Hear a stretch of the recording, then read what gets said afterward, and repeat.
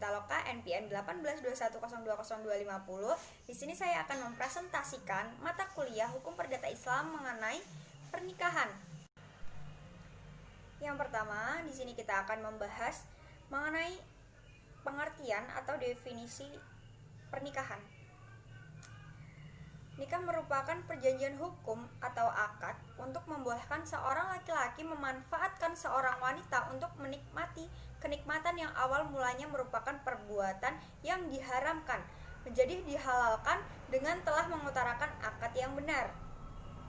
Menurut Muhammad Abu Isroh, nikah adalah akad yang memberikan faedah hukum kebolehan untuk mengadakan hubungan suami istri antara seorang pria dan seorang wanita, serta mengadakan tolong-menolong dan memberikan hak-hak dan kewajiban antara mereka.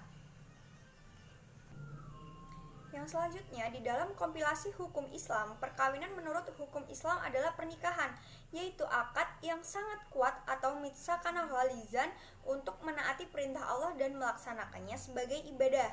Di dalam Undang-Undang Nomor 1 Tahun 1974 Pasal 1, perkawinan merupakan ikatan lahir dan batin antara seorang wanita dan seorang pria sebagai suami istri dengan tujuan membentuk keluarga atau rumah tangga yang bahagia dan kekal berdasarkan ketuhanan yang Maha Esa.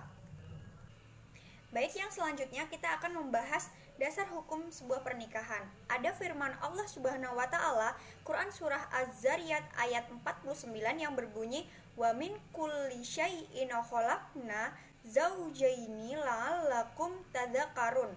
Yang artinya, dan segala sesuatu kami ciptakan berpasang-pasangan supaya kamu mengingat kebesaran Allah Subhanahu wa taala.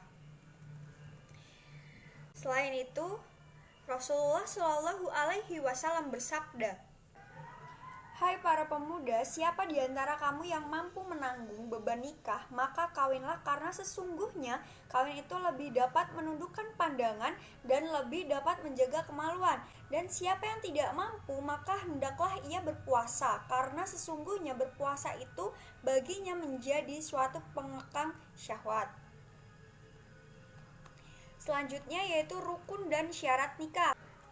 Rukun nikah yang pertama mempelai laki-laki, yang kedua mempelai perempuan, yang ketiga wali, yang keempat dua orang saksi laki-laki, dan yang kelima ijab dan qabul.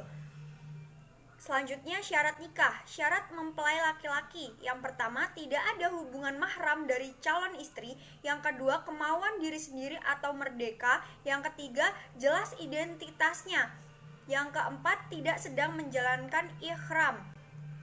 Syarat untuk mempelai perempuan yaitu yang pertama tidak ada halangan syar'i, yang kedua tidak berstatus suami yang masih sah, yang ketiga tidak ada hubungan mahram, yang keempat tidak dalam keadaan iddah, yang kelima kemauan diri sendiri, dan yang keenam jelas identitasnya, yang terakhir tidak sedang menjalankan ihram.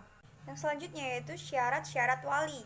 Yang pertama laki-laki, yang kedua balik, yang ketiga sehat akal, yang keempat tidak dipaksa, yang kelima adil, dan yang keenam tidak sedang ibadah ikram.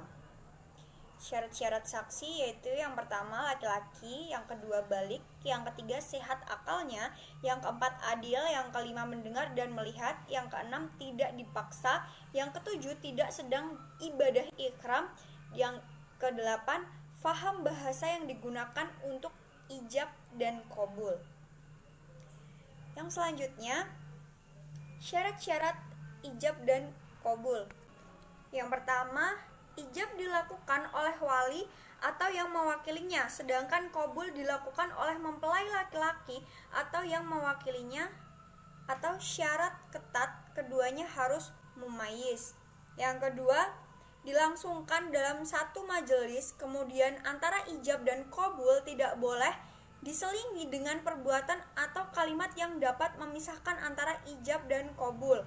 Yang ketiga, keduanya tidak boleh kontradiksi. Yang keempat, ijab dan qabul dilakukan melalui lisan serta didengar oleh masing-masing wali, saksi maupun kedua mempelai. Sekian presentasi atau penjelasan dari saya mengenai pernikahan. Kurang lebihnya saya mohon maaf. Saya akhiri, wabillahi taufiq wal hidayah. Wassalamualaikum warahmatullahi wabarakatuh. Terima kasih.